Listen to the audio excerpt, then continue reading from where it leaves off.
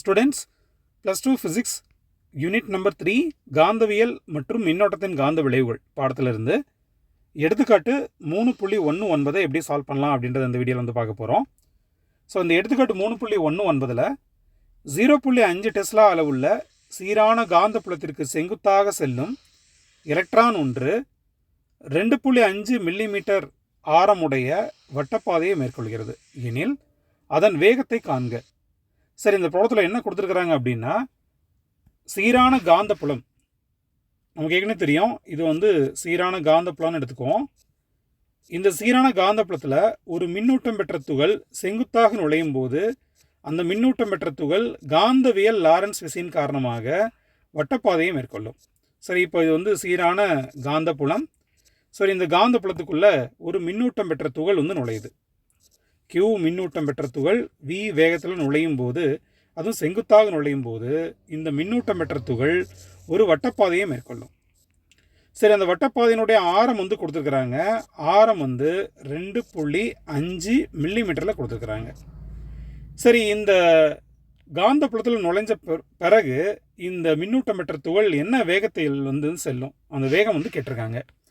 சரி, என்ன ஸ்பீடில் வந்து அது போகும் அப்படின்றது வந்து கேட்டிருக்காங்க. சரி, என்னென்ன கொடுத்துருக்குறாங்க அப்படின்றத நம்ம பார்ப்போம்.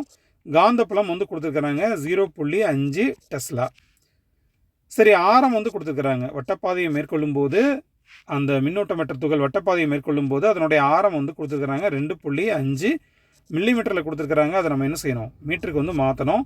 அப்போ 2.5 மில்லிமீட்டரில் இருக்கிறத எப்படி மீட்டருக்கு நம்ம மாற்றலாம், 10⁻³ மீட்டர். சரி, ஆர் வந்து நமக்கு தெரியும். சரி, இங்கே மின்னூட்டம் பெற்ற துகள் வந்து எலக்ட்ரான் கொடுத்துட்டாங்க. அப்போ எலக்ட்ரானுடைய மின்னூட்டம் என்ன, எலக்ட்ரானுடைய மின்னூட்டத்தினுடைய மதிப்பு 1.6 × 10⁻⁻19 கூலும்.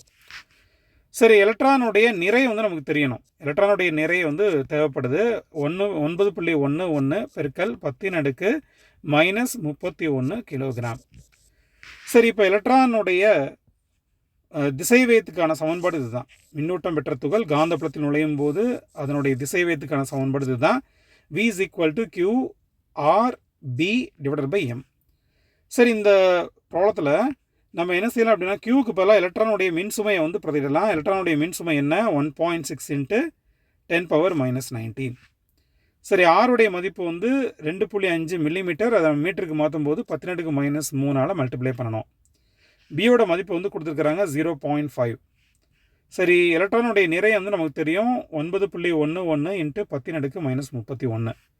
இது எல்லாத்தையும் நம்ம பிரதியிட்டோம் அப்படின்னா நமக்கு வீனுடைய மதிப்பு வந்து கிடைக்கும். வீனுடைய மதிப்பு வந்து 2.195 × 10⁻+8 மீட்டர்/செகண்ட் அல்லது மீட்டர் s⁻⁻1. ஸோ இந்த மாதிரி நமக்கு வந்து கிடைக்கும். பெரும்பாலும் ஃபிசிக்ஸில் இந்த ப்ராப்ளத்தை வந்து 3 மார்க்கில் வந்து கேட்கலாம்.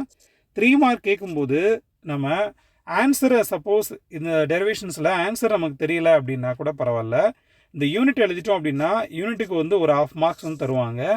ஃபார்முலா எழுதுனா அந்த ஃபார்முலாவுக்கு வந்து 1 மார்க் கொடுத்துருவாங்க. பிரதியிடும் போது, அதாவது சப்ஸ்டிடியூஷன், அது பிரதியிடும் போது அதுக்கு 1 மார்க் கொடுத்துருவாங்க. அப்போ 3 மார்க்ஸில் நம்ம 2.5 மார்க்ஸ் வந்து வாங்கிடலாம். இது எல்லாத்தையும் ரெடியூஸ் பண்ண தெரியலனா கூட பரவாயில்ல, நம்ம 3 மார்க்ஸுக்கு வந்து 2.5 மார்க்ஸ் வந்து வாங்கிடலாம். ஸோ அப்போ எந்த ப்ராப்ளத்தையும் நீங்கள் விடாமல் இந்த எக்ஸாமில் வந்து அட்டன் பண்ணுங்கள்.